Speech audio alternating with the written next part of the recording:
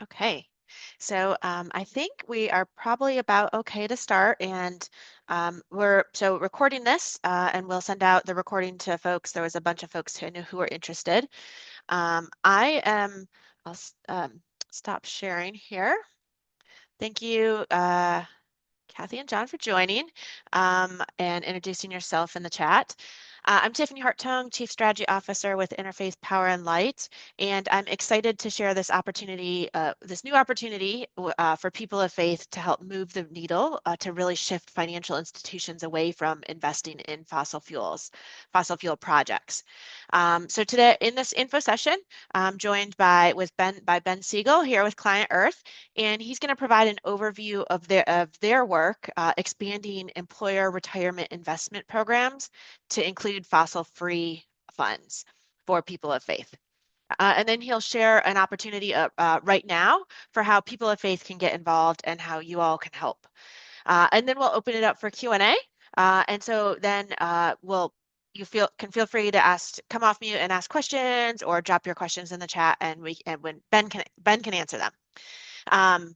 Well, also, as you know, this is being recorded, so I'll send out this recording afterwards, along with all of the links that we share during this info session. So I want to introduce Ben. Ben is with ClientEarth. He is the Purposeful Markets. He's with the Purposeful Markets team at ClientEarth, which is an environmental legal organization. IPL has partnered with them on this project to help find people of faith that ClientEarth can work with on this project. I'll turn it over to you, Ben, now to give a deeper overview and share about this really unique opportunity right now that people of faith have to help. Great. Thank you. And thank you for coming, and anyone else who listens later on for listening. I am going to try to share my screen. Where do I, how do I, shoot. Does this work to share? Sorry, I'm not really that conversant with PowerPoint sharing, and I don't know. So let's try to share it. And then that's showing my calendar, which is not ideal. That's the screen. And uh, from the beginning slideshow. Does that work for Got everyone? it. Are you seeing the Yeah. slideshow? All right, great. So the introduction portion is just to give a few words about myself and the organization. And I'll try to go through this part pretty quickly, but my name is Ben Siegel. I'm an attorney at ClientEarth. ClientEarth is a legal environmental organization. Our headquarters are in the UK, but we've been operating internationally for about 20 years, and have only started working in the US in the last 2 years or so. So you may not have heard about us in the US, although in other jurisdictions we are pretty prominent. The US team, we really focus on trying to find creative ways to tackle environmental problems through laws that are not always traditionally understood as environmental. And that's sort of what led us to this project is we're using civil rights law to get at an issue which has important environmental impacts. If you are interested in other work that we or I do, I'm happy to discuss a range of other pretty, I think, exciting projects that we're involved with. But I'm going to stick to our topic for today. Why retirement funds? There's approximately $40 trillion invested in retirement funds in the United States. So that's quite a bit of money. And most people are invested in destructive fossil fuel companies just as part of their portfolio, and it's done by default. They don't really think about it. They don't really have any say in the matter. It just kind of is part of their retirement, and they are supporting things that they may find to be deeply troubling. And they're stuck with a situation in which if they want to participate in their work-sponsored retirement plans and fully have the benefits of their employer, they have to be investing in fossil fuels. This these retirement funds are an important source of capital for the fossil fuel industry. So to the extent that we can help move money out of that can kind of help shift transition away from destructive fossil fuels and towards a cleaner, clean energy economy. It's also really important that when people just stick with the defaults, their retirement security is tied to the fates and successes of fossil fuel companies, and that creates a pretty substantial political and social barrier to rapid transition. Um, when ordinary retirees rely on fossil fuel performance for 5 or 10% of their retirement income, that obviously um, makes it harder to make the changes that we need to see. And the other thing is we just really wanted to highlight through this project how investment is an important site of moral choice, and that, where you choose to invest has really important impacts in the world, and people um, should be thinking through the moral implications of that and how it fits in with their value systems. Um, Religious accommodation under Title VII of the Civil Rights Act, essentially, there is a rule that employers have to accommodate workers um, so long as the doing so is reasonable. There was a historically, if you had a religious accommodation request and the employer had any business reason at all to deny it, they could do so.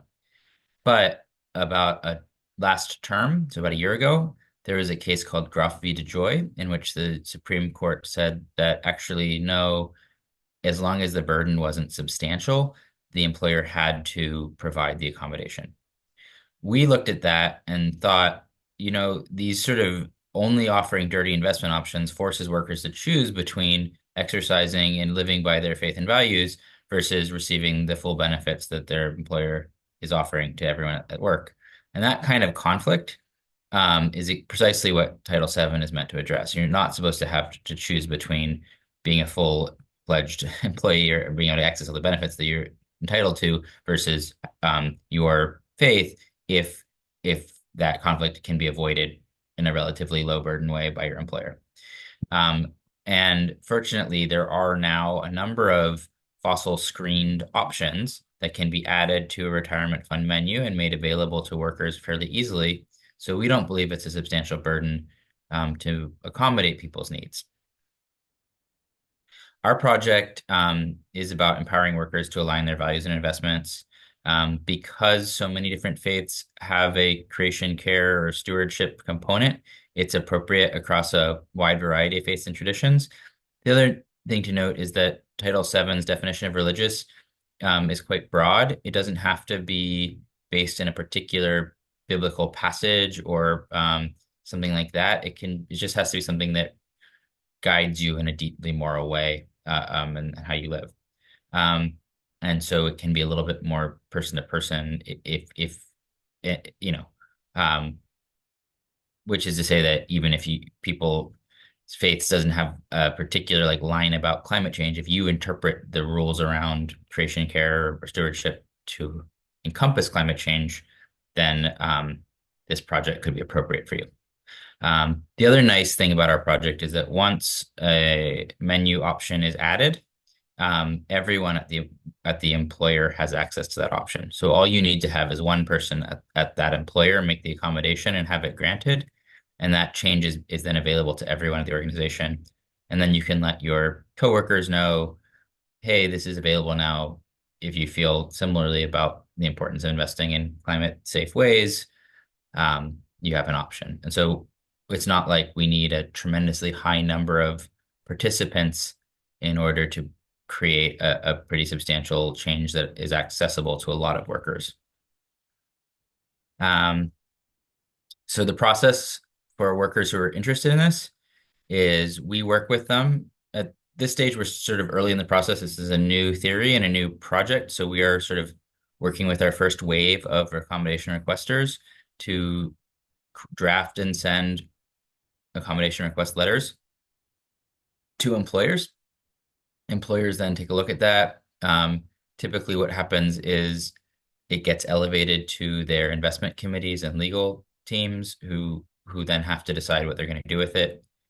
As needed, we will negotiate with those folks and explain the law to them, and hopefully they will do what the law requires of them and make the accommodation as requested. In the event that they don't, there's a possibility of filing a complaint at the Equal Employment Opportunity Commission or the EEOC. And if that process still doesn't yield results that we're comfortable with, there is the possibility of litigation, although that is not signing up to do the accommodation request does not require you to do any of that sort of more um, adversarial processes. And really, it shouldn't be adversarial. Your employer should um, make the change because that's your right. But it just like you know that there's this like longer process in the event that one wanted to go down that road and had to. Um, we are where we are right now is that we have started working with people on our first set of requests. We're still sort of recruiting our initial wave of requesters so that we can sort of test out in the real world what the legal theory is. With the law, we have a good read of the law. We've done a lot of research. We feel very confident in what we've done, but it hasn't been tested out in the world yet. Again, because it's a fairly recent Supreme Court precedent that was just set. And so I can say as of now, our initial results are positive, but we are still sort of testing out how employers actually respond and how quickly they respond and things like that. So I can't give you exact data on how every employer will react. So what can you do? If you are an employee that doesn't have access to a fossil screened fund at your workplace and you would like one, I would love to sit down with you and make a request on your behalf or help you draft one that you can submit and then sort of be an advisor and guide through the process of getting that added to the menu of your work. If you are not in that situation, or even if you are, if you have other people in your life who you think would be interested, you can tell them about the project, you can give them my information, and I would be happy to work with them. Uh, for folks who are in faith communities and for example, there's like a green team at your church, and you want to tell other people in that who you know are interested in environmental and issues and are motivated by faith, hey, there's this cool new option. I would really love if you shared it with them. And or just, friends, neighbors, family who you think might find interesting. We are, like I said, trying to figure out a good cohort of initial requesters. Um, then beyond that, I would just encourage people to really start thinking about default investments and everywhere that happens. There are a lot of times where you know, uh, advisors kind of put people into things thinking only about just kind of what they've done historically, but they aren't really thinking about values. They aren't really thinking about morality. They aren't really thinking about what is the right thing to do for you or for the organizations in which you participate. So I would just encourage people to think, is my church, synagogue, whatever, do we have an investment policy that we invest our money in? And do I think about my investments generally? And those are just really important things to think about and to try to align our investment choices with our values. Um, Hopefully that was clear. And again, we have a small group today, so I was hoping to just kind of get through that and let you know kind of what we're thinking of, and then I would love to open the floor up and answer questions and talk about um, how this all may be useful to you individually. And then I'd also just add that to the extent that you have other questions about like um, investing and values and want to talk more broadly, I'm happy to do that as well and to be a resource in thinking about those sorts of things. So that's my presentation. I can stop sharing my screen. Thanks, Ben. Yeah. I think it gives a novel approach to helping to move the needle on this issue. Do you, either of you, Kathy or John, do either of you have questions?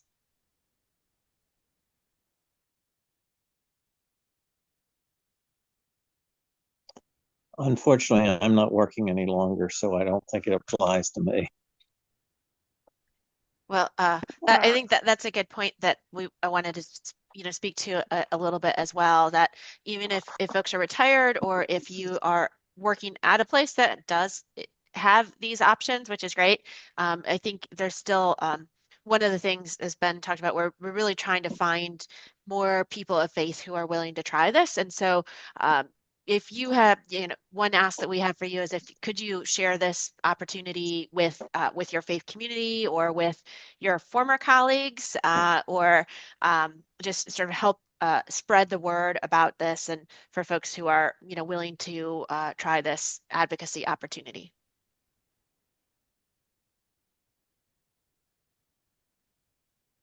Or Uh, are there other questions about other types of investments? I know when we're I scheduling see this, there's there was, a question in the chat oh, from Kathy. It says, are there funds that have these kinds of investment capabilities to avoid fossil fuel investments?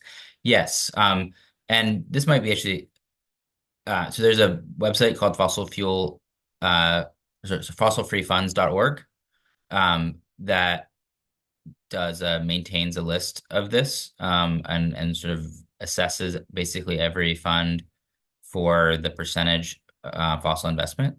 It looks both at direct investment in funds as well as investment in banks and others that finance fossil activities. So depend and there can be kind of nuanced conversations about the banking sector and how you want to think about that in relation to this. But so anyways, that's a really good resource to sort of find options. And like I said, there are a, a good handful, there's a good number that are kind of off the shelf, pre-existing funds that screen out fossil investments, and that you can um, add to a menu without it being a burden at all on substantial burden at all on the employer. Um, some of which are pretty cost competitive as well with other non-screened options.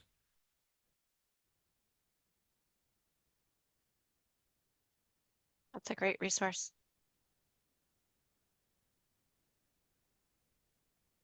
And just to add, if you work with us on it, what I've done with other employee participants in the past is I have kind of helped them navigate that and understand. I'm not a financial advisor, so I can't give financial advice, but I can help them understand like what they're looking at, what it means, um, what they think, and then help them kind of figure out what's best for them to suggest to their employer add. Obviously, that there may be some kind of negotiation with the employer later down the line, depending on what they think.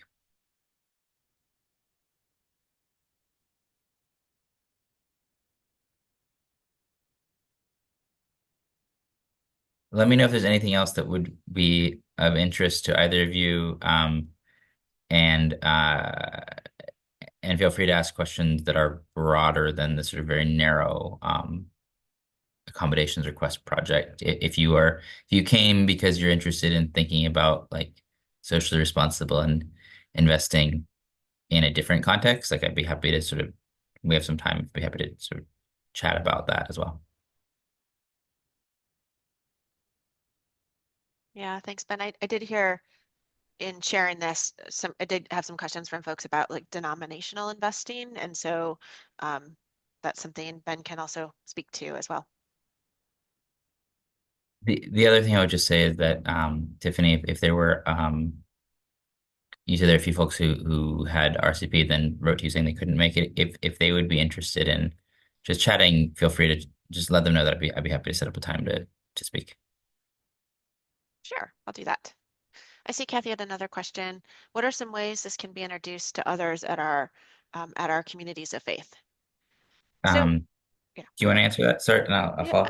I was, yeah, so I was thinking, I know at different gatherings or a lot of the congregations that are affiliated with Interfaith Power and Light or our state affiliates have green teams within them. And usually within that congregation, there's an email list or there's meetings or there are different gatherings when this might be something that could be circulated there, a little blurb about it. Perhaps grab one of the links I dropped in the chat and cut and paste into an email, or maybe an announcement at any faith community events. Um, what are other ideas that folks have of ways to share this information? I think that's part of like helping to reach many companies already have this, but there are many that don't. And so helping to sort of cast that wide net of folks to find those folks who are people of faith and are interested in this advocacy opportunity, but also are their employer doesn't offer this. I would also say that most employers offer some kind of an ESG themed option, but a lot of them don't actually offer any truly fossil screened options. So that's one thing to just keep an eye out for. Just because it says sustainable doesn't mean it actually is. It's often pretty misleading. And or it's like it's sustainable-ish. It's more than just the general index fund, but it's not fully divested. And so that's also just a thing to keep in mind. In terms of reaching out to people, I think everything that Tiffany suggested was what I would think of. I think also just kind of if you know people, emails, you know, Facebook links, like just generally like any way you would normally share information to people that you that you think would have an interest. Yeah.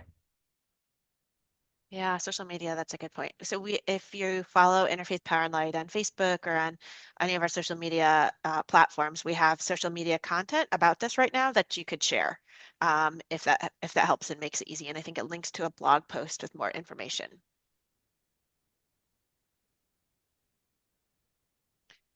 Well, if there's no other questions or if folks have other ideas, I would welcome to hear them here also about trying to reach more folks. Um, I will thank you for being part of this important conversation and for all you do to help tackle the climate crisis. And then just ask, as I think the wheels are already turning about how you can do this, but how you can help reach out more broadly to share this opportunity within your communities or with your colleagues or former colleagues. Um, and then if you are interested and haven't already, I'll drop the link to the questionnaire one more time. And then also follow up in the follow-up email with the recording, and I'll share Ben's email, and folks can feel free to reach out to him and contact him with lots of all the questions, and he'll answer them and set up times to meet with folks. Yep. Thank you, everyone. Thanks everyone for joining. Thanks, Ben. Bye. Bye, everyone.